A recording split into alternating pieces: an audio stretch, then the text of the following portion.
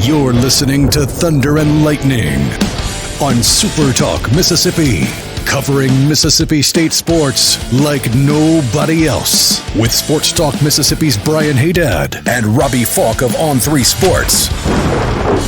Now get ready for Thunder and Lightning. This is Thunder and Lightning here on SuperTalk Mississippi. Brian Hadad and Robbie Faulk here with you on a Monday morning. Thanks for joining us here at supertalk.fm or wherever it is that you get podcasts from. We appreciate you guys out there, our great listeners, especially our servicemen and women out there taking care of us. I want to thank our sponsors over at Strange Brew Coffee House and Churn and Spoon Ice Cream. Start your day the right way with a trip to the drive-thru over at Strange Brew Coffee House here in Starkville or at Brupolo over in Tupelo. It'd be a little weird, Robbie, if Brupolo was in Aberdeen Junction. Ooh, that would be a little weird. It's a specific location, too. It's not Aberdeen. Yeah. It's Aberdeen Junction. What city do you think Aberdeen Junction is directly south of? Aberdeen? Incorrect. Okay. Durant. Really? It's in Holmes County. Okay. So, Holmes County, stand up. I was like, how far is it from Aberdeen? A good ways. But that's a very. I don't know why I don't know what it's junctioning. I guess that maybe there was a train that ran through there at that point. No. Maybe. Yeah, they named like little communities and stuff after. Yeah. Train stops and. Hey, if you're going to be in Starkville, if you're in Tupelo and you want to enjoy a refreshing drink, go grab an M's Strawberry Lemonade Refresher, named after my beautiful daughter Emily. People are telling me it's a game changer. It's one of the great drinks in the world. It's right up there with the invention of coffee. Is what I'm hearing. Okay. So I know that we bought 2 in 2 days in the Hadad house. The invention of strawberry lemonade is the strawberry lemonade fresher. It's a different. Okay. There's all sorts of stuff going on. I could probably get on board with that because I enjoy lemonade more than I do coffee. But you probably would like it maybe a little bit when it's not 12 degrees outside though. So those hot summer days will be here sooner rather than later. Though. We get you a strawberry lemonade fresher. Went from I was leaving Starkville High School on Saturday night, and it's 70 degrees. Yeah. And tornado-y. Yeah. I'm walking to my truck from the press box, just frigid. Yeah. It was. I wore short sleeves to Oxford yesterday. I am wearing a jacket indoors today. I don't like it. Strange Brew Coffee House. StrangeBrewCoffeehouse.com if you want to order for shipping. The Mississippi Beef Council wants to remind you that beef, it is what's for dinner. If you're cooking out, well, this weekend's just about over. Let's look ahead to next weekend. Nothing beats the sizzle of beef on the grill. If you're not cooking out, if you want to stay inside, go hit up one of the incredible steakhouses we have all around the state of Mississippi. Everywhere you go, every little community in this state has got an outstanding place where you can sit down with your friends and family and have a great steak. So go check them out. Go see what's in your area. Go enjoy a great steak thanks to the Mississippi Beef Council. Beef, it's what's for dinner. Thanks to our friends at the Mississippi Beef Council. Okay, real quick. We've got December 10th. They announced. Oh, here it is. The best burger in Mississippi is nearby. Where is it? Huck's Place in Columbus. Oh. They won the Mississippi's best burger. I've been to Huck's. This was just announced yesterday, or announced this week, so it's not a problem. We haven't missed too much. And then at Mississippi's best steak is at the Enid Depot in Enid, Mississippi. Where is Enid? That's in North Mississippi, isn't it? I'm trying. That sounds so familiar. Well, there's Enid Lake. Where is Enid, Mississippi? It's in Tallahatchie County. It is up north. It's in the Delta. No, it's not. No. It's just north of Batesville. Yeah. Okay. That sounds right. We may need to just put them on the list. We got a long list of places we need to go. We'll put them on the list. Beef, it's what's for dinner. Thanks to our friend. We're going to have to go over to Huck's, too. That's an easy trip. Yeah, I've been there. I've been there and eaten. I've never had the burger, though. I've never had the burger. I've had, I think, catfish and stuff like that. Oh, yeah. Their Cajun food's good. Yep. We'll check that out. College Corner, collegecornerstore.com. That's the place to find the maroon and white merchandise that you are looking for, and you certainly are looking for it. I'm going to go back and look at this Beef Council thing because I want to. They announced their top 5. We're going to look at all 5 of them. Anyway, College Corner, collegecornerstore.com. Whatever you're looking for, maroon and white. You know, the weather, it's Mississippi, right? It changes every day. So you need to be ready for whatever. You need to have a pullover and a polo, you know, so you can go. If it's cold outside, put the pullover on. If it's warm outside, the polo will work. So either way, get one at College Corner with the logos that you want. 2 locations in the Jackson area, original by Fleet Feet, Flowwood by the Half Shell, or you can shop online, collegecornerstore.com. Restaurant Tyler, Starkville's flagship restaurant for lunch, dinner, Sunday brunch. Best meal in town is always at Restaurant Tyler. If you haven't been to Restaurant Tyler lately, you are missing out because the food there is just so good. For lunch, I love to go to lunch at Restaurant Tyler. I love to get the catfish. I love to get some fried chicken. I love their sides. I mean, it's just a great place to go for lunch. And, you know, it's inexpensive. It's a good value. You're getting a meat, 2 big helpings of veggies. And I guess mac and cheese and cheese grits, that counts as a veggie, 100%. I had that conversation this morning. In the South, vegetables 100%. Or mac and cheese. It's absolutely. And it comes with cornbread, which, you know, you guys know me. Normally, I don't like the cornbread, but I like the cornbread at Restaurant Tyler. And a drink, that's a great meal, great deal. Go enjoy a great lunch at Restaurant Tyler. Priority One Bank, 16 locations to serve you throughout central Mississippi. Let PriorityOneBank.com. They'll be your guide and show you not only where they're located, but how they're going to help you invest, manage your money, and prepare for the future. Now more than ever, it's important to get answers about your money when you have questions and get them on your schedule, not somebody else's. That's why you need the level of service that only comes with a bank like Priority One Bank. Let Priority One Bank make you their priority. All right, so the top 5 burgers in the state of Mississippi. Go. Big Jim's Meat Market, Mendenhall. Our House in Columbia. Holy Smokes Barbecue in Columbia. What are we doing? There's 2 in Columbia? Well, okay. Is this like a voting thing? Yeah, it was. So they got people to vote for. But that's fine. That's fine. Huck's Place in Columbus. Zips Cafe in McGee. I like the idea of Zips and Big Jim's having a Mendenhall-McGee rivalry there. Have you ever been to Zips? No, have you been? It's a famous, yeah. Okay. It's a famous burger place. Well, that was their top 5 for burgers. I have been there. Where is it Bill's? In Amory? Amory? That's a different kind of burger, though. That's the slug burger. Well, yeah, but it's a hamburger. It is, but it didn't make the list. I mean, Ed's won last year and didn't make the list. The slug burger's still beef. I know, I'm just saying. Yeah, but there's other stuff in there. All right, in the top 5. Yeah, no, Zips is definitely, it's kind of a famous burger place in Mississippi. Top 5 steaks, Big Jim's Meat Market makes it again. Okay. Cheryl's Steakhouse in Ocean Springs. Enid Depot, which ended up winning. Jason's Southern Table in Kosciuszko. I think that won last year. That was the place that won last year. We need to go there. We need to go try that out. You're going to be happy here. Mitchell's Central Service and Grill in Eupora. I heard that. I heard that they did. Mitchell's is that's extremely underrated. All right, we'll go check that out.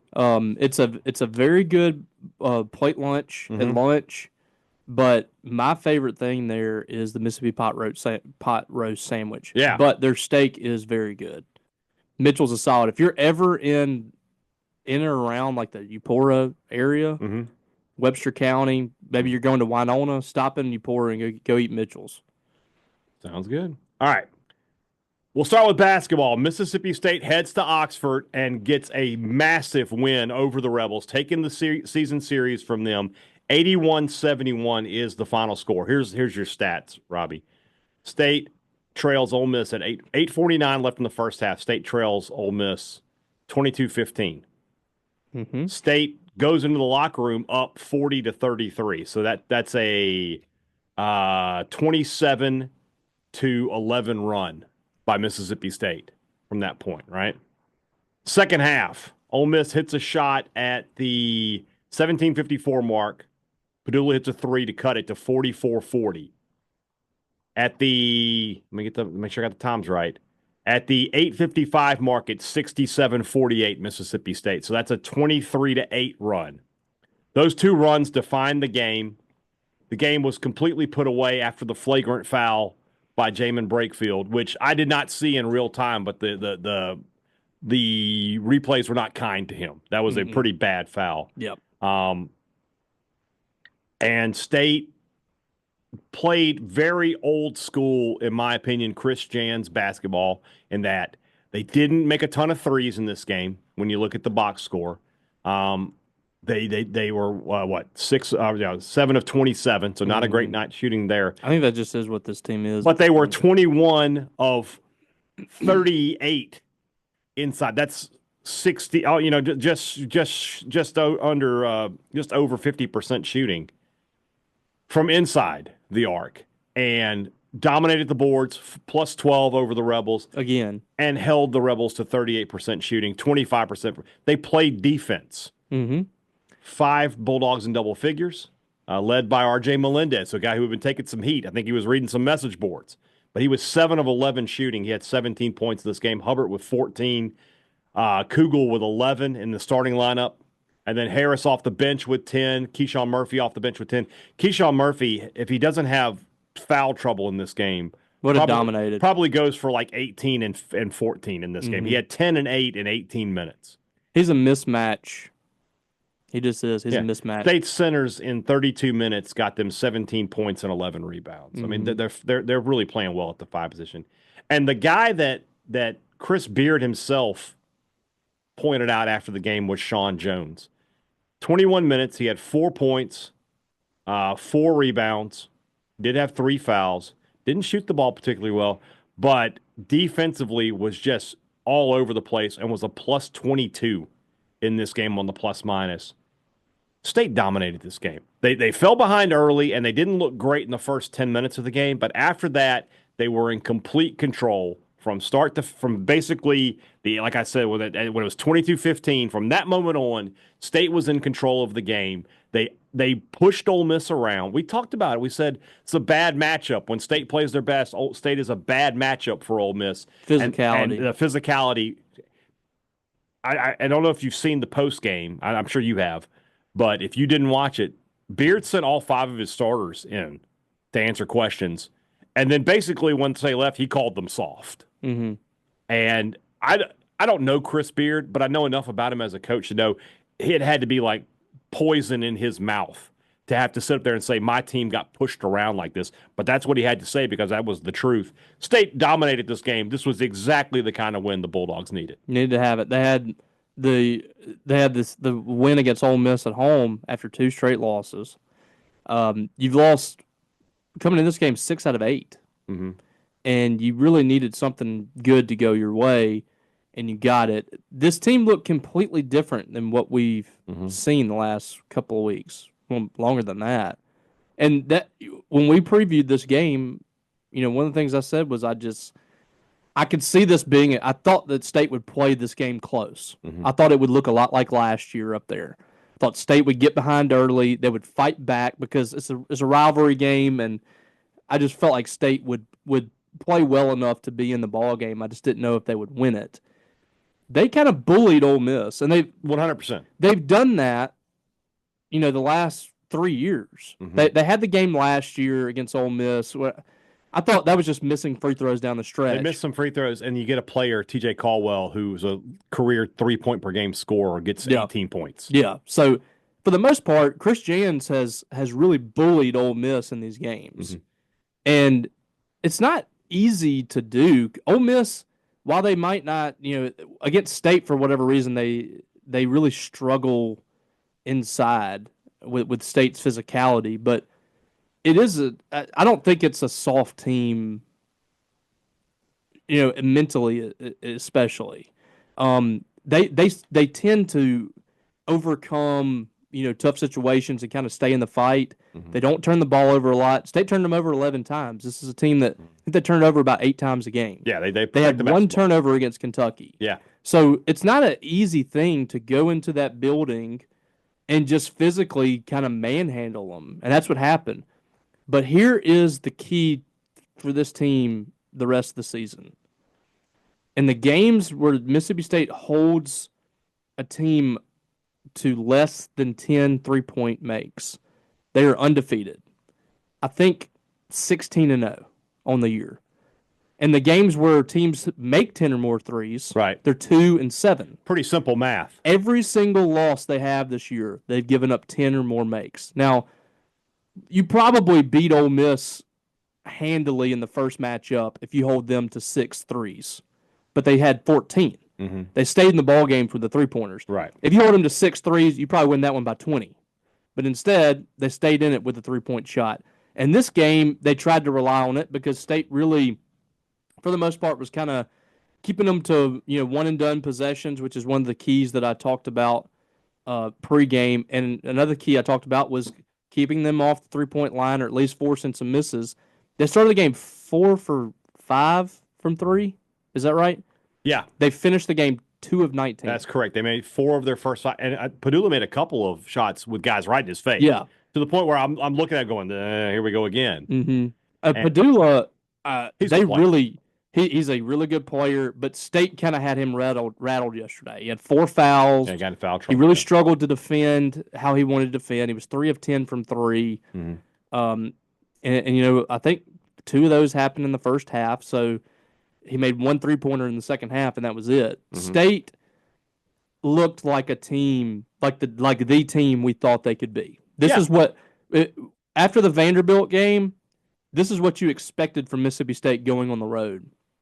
And let me tell you something, State on the road this year is pretty impressive. If you look at it. It's kind of weird. It really is weird. As much as we've complained and talked about this team and kind of their deficiencies and all that, they are now 6-2 on the road, and away from Humphrey Coliseum, they're 10-3. Yeah. That bodes really well for postseason. For the tournament, yeah. Because you're not going to play in these games at the Hump, which, I mean, it sounds crazy to even say that you would rather go on the road. You think about the Road Warriors team, right? They were undefeated on the road, but they were still really good at the Hump. They only lost 2 games the whole regular season. So this is a different situation where you're losing games at the Hump, and games you have a chance to win, but on the road you're a much more formidable team. But and also, like, if you played those games on the road, which you will play one of them against Alabama, you're probably going to lose that anyway. They might. I mean, so I don't know. They won't be favored, we'll put it that way. I don't know if that's more of a State struggling at home or who they're playing. Yeah. The style of play they're going up against in those games is not the style they want to play against. Yeah. Kentucky, Alabama, and Florida are all teams that can score 90+. And Missouri is a great shooting team. So those are all teams that don't really match up well. Ole Miss matchups well for Mississippi State. It's a terrible matchup for Ole Miss. Yeah. Georgia matches up well for State. Teams like that. So I mentioned the 2 runs. There's a run within the run, and that'll be the sign for the week. The sign is brought to you by our friends at Pitt Printing and Signs. When you are looking to send a message, the way old Mississippi State sent a message Saturday night, you need to do it. If you're a business owner, you do it through your printing. That's how you get the message to your customers. If you don't have a top-notch printing department, you're not going to be able to get that message out, and your business is not going to be reaching its full potential. That's why you need to call Camden Baker today and tell him you heard about Pitt Printing and Signs on Thunder and Lightning. He can get your business going in the right direction. He can get your message out the way you want it to be told from the beginning. So call him today, 601-499-5216. Tell him you heard about it on Thunder and Lightning. If you're a Mississippi State fan, he'll be willing to donate 10% of your sale with him directly to the Bulldog Initiative in your name. When you need printing, call Pip today.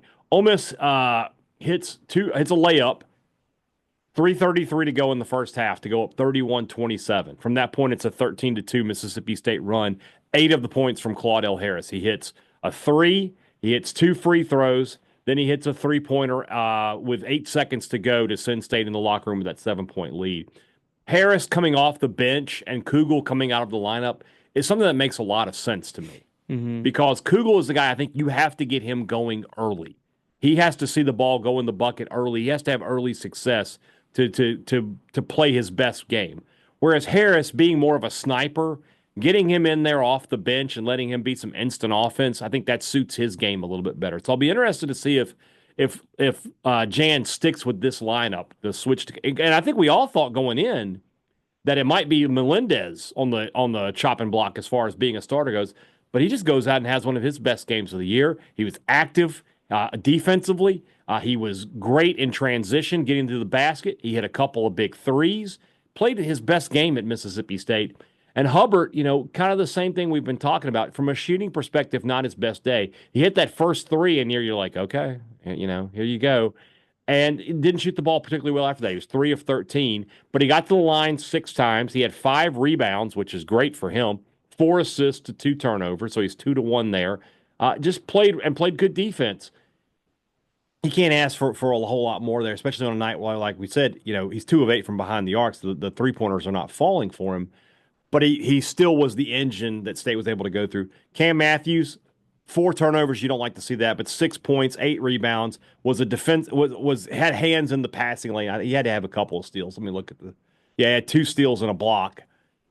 And it's, again, really physical. I thought that was State's best defense. Even with 71 points, Ole Miss had a couple of shots in the final minute to make it look a little bit better than it was. I thought defensively State played one of its best games of the year. I thought they were just all over Ole Miss. They hounded them, and they were a little bit less with that double team into the post. Now, part of that is because it's Ole Miss, and they don't have a dominant post guy that you have to worry about down there. But Diaz stepping out a lot. Yeah, but that being said, I thought when State played its regular man defense, they played really good defense, and they like you said earlier, they bullied Ole Miss for most of this game. Yeah, and need to sustain that a little bit. You need to. Well, you got a team coming in on Tuesday that likes to play physical as well. So State's going to have to stack, days like this and stack games and bring this more routinely, because you look at the games where they've really struggled here in the last, before this game, the last 8 games, and a lot of it is you got, 2 guys doing the bulk of the work. Well, in this one, you had 5. I mean, you had, you're basically your starting lineup for the most part, plus a couple of guys off the bench doing something on offense, and you end up having 5 guys in double figures. That's what this team was built to be. They were built to have multiple guys, beyond multiple, more than 2. Doing things for you offensively, and the offense just flowed so much better on Saturday. I don't understand these net rankings. State didn't move after this game. Yeah, and I'm looking at the teams in front of them, and State has more quad 1 wins. They're 30th right now. They have more quad 1 wins than 14 teams ahead of them, and I don't understand. They're 10-7 in quad 1 and quad 2 games. Their worst loss right now is Butler, which is a quad 2. And I don't get it. They have a 6-2 record on the road, which is the 6 wins are probably top 15 in the country. Mm-hmm. So I can't really understand it. They got one more road win than Ole Miss. They have one more quad 1 win than Ole Miss. I'm gonna guess that Ole Miss's conference record is a big driver. It certainly helps because they're 8-5 and Ole Miss has 0 losses outside of quad 1. Right. All their losses are quad 1. The State has 2 quad 2s right now. They have 1 quad 2. 2. Still Butler is still hanging in there. The other bad losses. I mean, I guess that's considered a bad loss, but I think losing to Missouri by 20+ at home is hurting State as well, just in terms of metrics. You have a double-digit win against a quad 1 opponent. You would think they have to be careful here. Ole Miss, if they drop, you lose a quad 1. Mm-hmm. They're 25th right now, so you would lose that home quad 1 win over Ole Miss if they drop, and they drop 4 spots, losing to State. Where would Ole Miss be right now if they lost one or both of those games the other day? Those were big wins for them to find a way. If they had lost one of those games, those LSU or South Carolina games, they would be below State right now. Yeah, that's keeping them going because they didn't lose. Yeah. What's interesting about those games, I think they're both quad 2. It's not like they're terrible resume killing losses, but it would affect them. So good win for State. Got back on the right side of things. I'm interested to see if this becomes like a catalyst, because it felt like they played at a much higher level. They played the kind of basketball we were expecting to see them play. And this is a game that could have been much worse. State, like I said, with Nwoko and Murphy being in foul trouble, they both had 4 fouls. State was getting what it wanted down in the paint. Something I didn't mention was in that first half run towards the end, State went small because both Murphy and Nwoko had 2 fouls. So they went small and had Cam at the 5. And that bothered Ole Miss. The athleticism on the floor and the speed bothered the Ole Miss offense. So Just a good game plan from Jans. He made the right moves. It all worked out. Next week, we talked about this in the press box at baseball. State can be 1-1 next week, but it can't be beat A&M and lose to Oklahoma. Yeah. Like, if you beat A&M, you need to be 2-0. You need to go to Oklahoma and win. Oklahoma's just not a good team. They lost to LSU Saturday night. That's only the Tigers' second conference win of the season. If you lose to A&M and beat Oklahoma, no one cares. It's fine. But if you beat A&M, you need to go to Norman and win that game. We do have the lucky charm on that one, though. We've got Richard Cross on the call. Oh, there you go. Mississippi State and Oklahoma and Norman. So State always does well when Cross. They did not lose many games with Richard on the call. No. So, all right, let's move into the rest of the show. That's brought to you by our friends over at Two Brothers Smoked Meats in the heart of the Cotton District, the place to find the smoked Southern soul food that you are looking for. And you certainly are looking for it. You are wanting to get great food. You want to go when you go out, you want to have a great experience. You get that at Two Brothers. And at the Older Brother, our friend Rob Hadaway made his first trip to the Older Brother. He was tweeting us the pictures on Friday. He tweeted me the pictures. What did he say? Remember? What? Yeah, he did not include me. He didn't tag you. I mean, you were offended. What's up, Rob? I mean, it's Rob. Y'all are Rob brothers. Yeah, I don't understand it. That's it. I understand it. It's okay. But he said it was good. And that's all that matters. So very good. You want to have a great experience? There's two great places right there in the Cotton District: Two Brothers Smoked Meats and the Older Brother.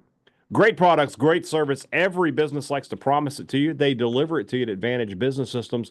That's what they've been doing for 50 years. 50, brother. When you need technology for your business, give Advantage Business Systems a call. And then if you need service, it's just another phone call away, and it's the same number. It's the same people. It's the people you know and people that you trust. You're not putting your business's technology into the hands of a stranger. You're talking to the same people who made you the sale before. That's a great difference, and it's one you can only get at a place like Advantage Business Systems. 601-362-9192, or visit them online, absms.com. Find out how Advantage Business Systems will help your business do business. Next time you're in Starkville, and it could be next weekend for baseball, it could be this Tuesday for basketball, it could be for whenever. Make sure you're planning a trip to Maroon & Co. to grab some great Mississippi State gear, the stuff you can only find at Maroon & Co. They have the biggest and best selection in Starkville. So if you are coming to Starkville and you need a new hoodie, a new pullover, a new polo, a new hat, anything, get it at Maroon & Co. Use our promo code Thunder15 to save 15% off regular price items. Some exclusions do apply. Before you go to the next game in Starkville, make sure you're headed to Maroon & Co. I can't tell you, and I'm sure you're getting this too. People are, this first weekend of baseball. Like, what do you think? What do you think? And it is obviously too early to formulate any real long-term conclusions about this team. But I will say this. That's the first time they've swept an opening series since 2020. Even the 2021 year, and that was a much different situation. They were playing in that incredible tournament out in 2021 in Texas. So, that's one thing. But 2022, 2023, 2024 all started series at home against lesser opponents and didn't sweep any of them. And not only that, but to completely dominate on the mound the way they did. They gave up, 5 runs? 5 runs. In 35 to 5. 35 to 5. That looked like Mississippi State baseball is supposed to look. At least in my mind, I thought the hitting was good. The pitching was better. I thought you saw great stuff from Pico Khan on Friday. We talked about that. We said he needs to have a fantastic first outing. He delivered on that big time. Carson Ligon ran into some early trouble in the second game on Friday, but was great after that. 8 strikeouts, no walks. I'll take that all day. And then Stone Simmons, obviously they wanted to be careful with him, but he gave you 3 innings of shutout baseball. And then you got good stuff out of your bullpen. One bad pitch gets away and it goes over the wall for a solo home run. I thought pitching was definitely the story. Even in a weekend where State scores 35 runs in 3 games, I thought the pitching was the story of the weekend. No doubt. This is what the good teams that have been at Mississippi State, I told you this on Friday. The good teams that Mississippi State has had, it doesn't matter what the opponent, who the opponent is. They've come out and they've looked like SEC team versus MAC team or whatever. Right. That there's been no doubt that Mississippi State is the greater team, and it's complete dominance. And that's what they needed to do. There's not a whole lot good you can take away from series like this that's concrete. There's not a whole lot where you can say, like, I leave this this game, and I think Mississippi State's definitely hosting. I can't say that. But you can take bad away from it. I can say that State came out and, they walked 20 guys in 3 games, and they struggled to put away batters, and at the plate they really struggled to hit. You can glean that from games like this. In this series, in 3 games, State struck out 40 and walked 7 in 23 innings. That's strong. 40 strikeouts. You're averaging well over 10 strikeouts per game. You said 40-7? 40-7. I mean, you'll take basically a 6-1 strikeout to walk every single time. And 4 of those walks were Sunday. Yeah. And 2 of those came from Stone Simmons, who hasn't pitched in a real game at Mississippi State. Right. In not making 3 years. excuses. That's a valid consideration. Yeah. And what I really liked about it, and I asked Chris Simonis about this after the game, just about just what dynamic Justin Parker brings to this pitching staff, and that the players that they're sending out to the mound are not just, what I call one-trick ponies. Mm-hmm. Guys that come out and throw 98 and that's all they got is gas. Mm-hmm.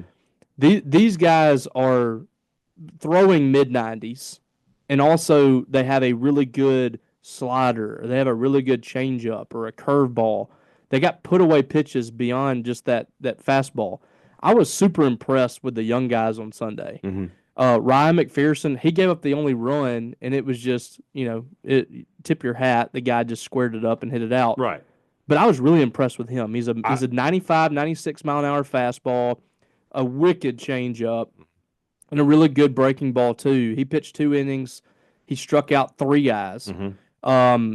Mekhi Grant has just silly movement on the fastball, and breaking balls. He threw that 86 mile an hour breaking ball, and they might as well have been going 10. That guy had 0 chance to hit that. The guy who impressed me the most was Nate Williams. I thought Williams was really good, and very interesting guy. He hasn't pitched in a couple of years too. Yeah. I mean, almost everybody they put out there. Mentioned him by name a couple of weeks ago. Yeah. And I saw him in one of the scrimmages, and, it's a guy that's going to be throwing 96, 97, hard-throwing guy. He struck out the side in his 1 inning. Yeah. So, and then your boy Dane Burns got out there. Very good breaking ball, slider, and he relied on that pretty heavily. He's going to be low 90s from the left side to mid-90s with a really good breaking ball. That'll play.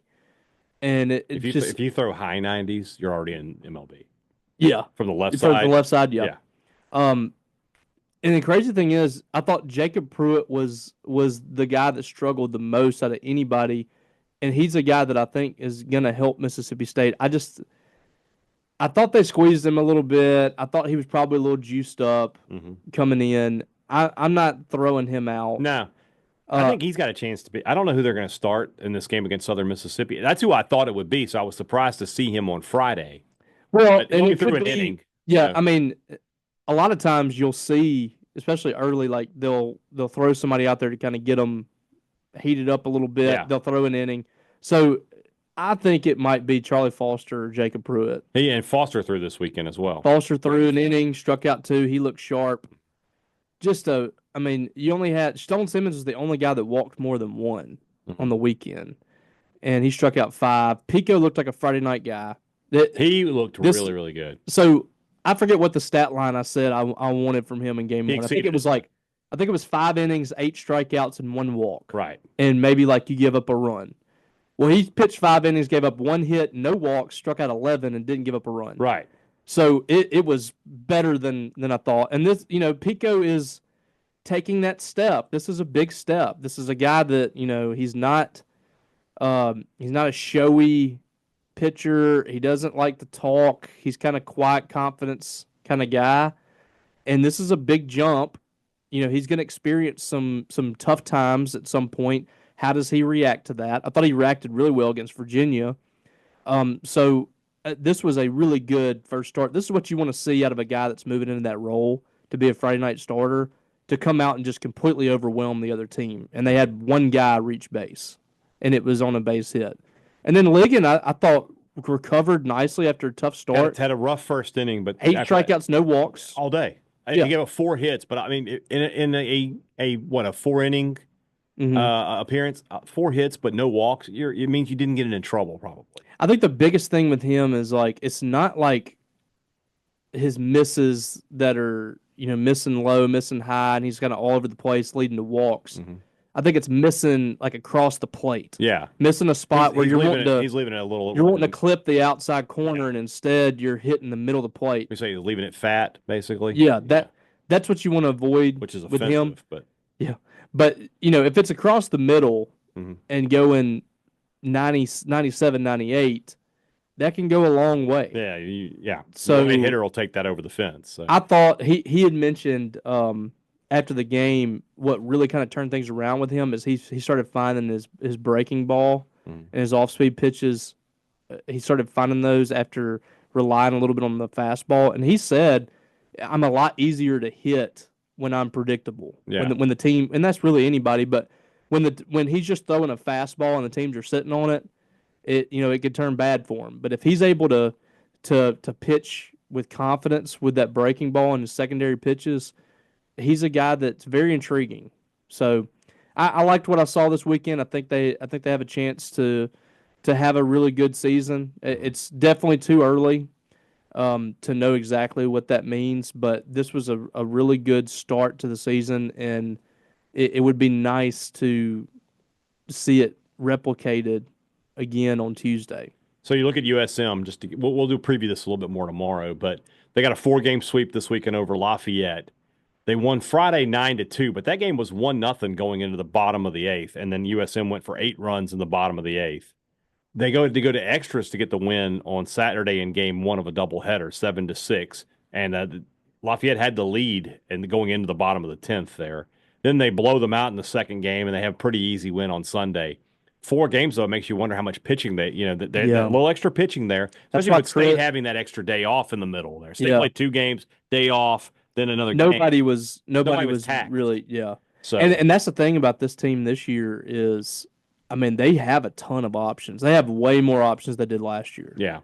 And it's improving, but I do think that the overall talent of the bullpen this year is so much better than last year. All I'll say about this to wrap us up on baseball is this. I feel better today than I did after the first weekend last year when they lost a game to Air Force. Easily. They won 3 games. They were never in any real trouble. And, we talked about it last week that these little, these wins and losses, they pile up on you. And you look up at the end of March and you're like, well, heck, crap, they've got 4 or 5 non-conference losses. Mm-hmm. That's a team that's going to host. So getting through these weekends unscathed is huge. We'll see what happens this week with Mississippi State. Big game on Tuesday, 6 o'clock at Pete Taylor Park. Our friend, I don't know if I mentioned, I think I told you this in the press box. Our friend Caleb Hamill will be on the call for Mississippi State in that game. Cool. Good for him. Because, obviously Neil will be doing basketball that night. So Caleb will be doing on the mic. So congrats to him. I know that's a huge thrill for a kid who grew up being a Bulldog that's fan. awesome. That's awesome. So I'll be up there going down Tuesday, so I'll cover that. You pick me up one of them king cake. I'm gonna give you some money. I just got the king cake. We had delicious. We need to give a shout out. Go ahead and talk. Who was our friend there? William, who came from Covington, Louisiana. William McCaleb. Yeah. And they brought me a king cake. They brought us. Well, it was really me. Well, I got to enjoy some of it then. From Clauda's. Is Clauda's? Coluda's? I think so. Well, what if we had a device? I've never been there, but the people down in Louisiana say it's excellent. But it was got a picture of the box right here. It was Coluda's. It was really really good. It's probably got a Cajun. It's probably a coladas or something. But yeah, we're idiots. But yeah, it's really good. Thank you, William. We appreciate cream cheese. It was just cream cheese. It was just a cream cheese king cake. It was just the old reliable. I'm gonna give you some money. I want you to give me one of them Robert St. John strawberry king cakes and bring it back to me. So here's the thing. Have you ever had like pancakes with like the strawberries with the strawberry sauce? Yeah, of course. So Becky made some of that for. I don't know what she was making it for, but I woke up on Saturday and she had some of that. Yeah. And she was like, "You should put some of that on the king cake." And so I put the strawberries and the sauce on top of the king cake, put Yeah. it in the microwave for Yeah. about 10 seconds. Yeah. It was All right, so that's what I want, a strawberry Yeah. king cake. That's what I think that's what I want to. All right. So We'll see. I mean, they might be sold out. I'm gonna text Robert and let you know. No, we're gonna make this happen. Don't you worry about all that. We're gonna make it happen because I've I'm- asked Robert. I haven't talked to Robert, but I put out the message here on the show. He's a busy man. He is a busy man. They are all. We gotta They're selling out. They're selling out everywhere they go. They're doing these pop-up tents. You can't just talk to. You can't do a friend of a friend with him. You gotta go straight to the Godfather. I'll handle it. I'll handle it. All right. I'll talk to our friend. It'll be all right. I was trying to be nice. I was trying to not bother him. I know he's a busy man. The thing about Robert is he loves to be bothered. He does. He loves to be. He loves to help. He wants to help, and he wants to be busy. I'll get it taken care of. So, all right, tomorrow's show, I'm gonna get somebody on from USM to preview this game because I think that deserves that. And we need to talk about Texas A&M basketball. 2 massive games on Tuesday for Mississippi State basketball and baseball. Tuesday could be a huge day for Mississippi State sports. If they can get a couple wins there, buddy, you're off and running in baseball, and you're in a great spot. Oh, I'll just say this. I believe it. If State beats Texas A&M, they're a lock for the NCAA tournament. At that point, they're just playing for seeding. Well, at that point, you're starting to look at can you get to 10? You're playing for seeding. Can you get to 10 SEC wins? 10 SEC wins, and you're probably a 4 seed, maybe a 3. It's going to be. So we'll see. It should be good. We'll see. Great weekend for Mississippi State sports. Softball undefeated as well in the Snowman. So they're off to a great start. I think they should be moving up in the polls as well. Great week of Mississippi State sports. Let's see if we can stack another week on top of it. We'll do that. Talk to you guys again tomorrow. For Robbie Faulk, I'm Brian Hadad. Thanks for listening to Thunder and Lightning here on Super Talk, Mississippi.